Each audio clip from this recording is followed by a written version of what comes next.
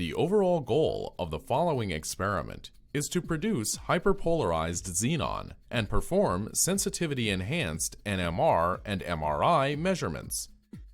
This is achieved by using a process called spin-exchange optical pumping with rubidium vapor to achieve high xenon nuclear spin polarization.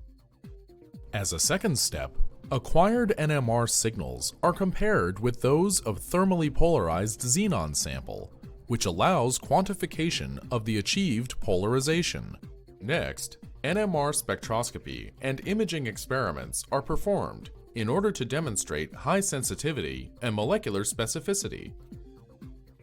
Results are obtained that show that xenon can be used as an NMR contrast agent, both in gas phase and dissolved in solution state, based on novel detection schemes like HyperCEST. The main advantage of this technique over existing methods like proton MR imaging is that xenon can be detected at much lower concentrations and with high specificity for its molecular environment.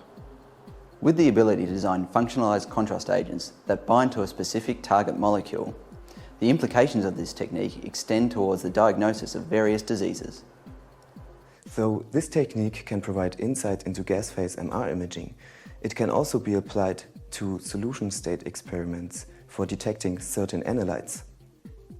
Generally, people new to this technique will struggle because detailed documentation of many preparation steps is not available.